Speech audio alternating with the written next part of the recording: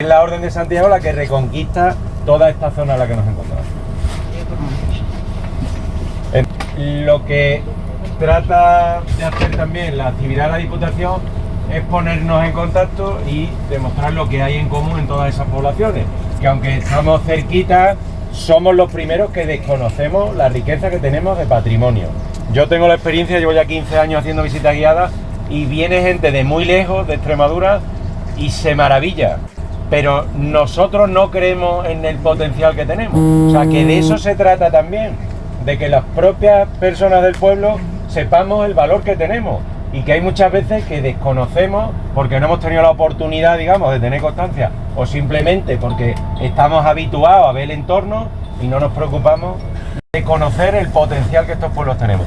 Pensad que en algunos de ellos, hasta los propios de la corporación del ayuntamiento decían que si aquí a una visita guiada, o sea, para que veáis que somos los primeros que no creemos en el potencial y luego cuando les explican lo que hay, pues es que se quedan maravillados, los propios del municipio. O sea, que por eso digo que va a ser una sorpresa todo lo que vamos a ir viendo. Seguramente Azuaga lo conocéis, seguramente Granja o habéis estado o habéis oído hablar, pues hoy vais a tener la oportunidad de verlo de primera mano y de entrar en sitios pues que no suelen ser accesibles. Entonces es lo que va a tratar la visita hoy, de hacer llegar toda esa riqueza y centrándonos en la etapa del arte mudéjar.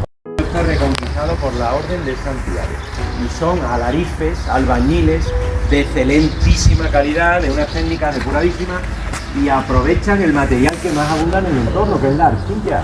Por eso hay tantísimo ladrillo en esta zona.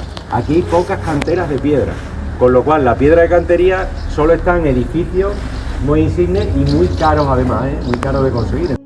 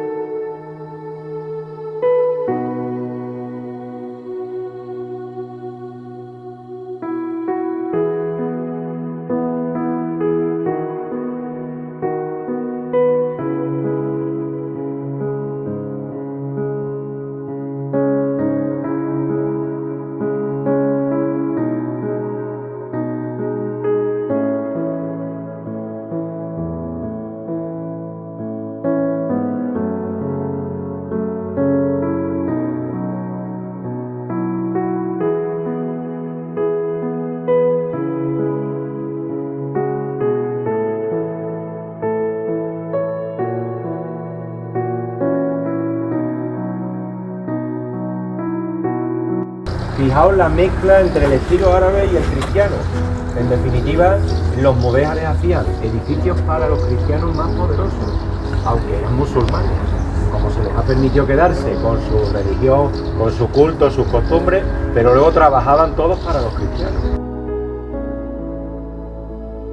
El estilo mudéjar ahora están optando por destapar muchas fachadas. Aquí en Azuaga tenemos las dos versiones, vaya a ver, fachadas descubiertas y fachadas cubiertas por completo. Pero sobre todo era el remate de las obras, el enjalbegado, el encalado.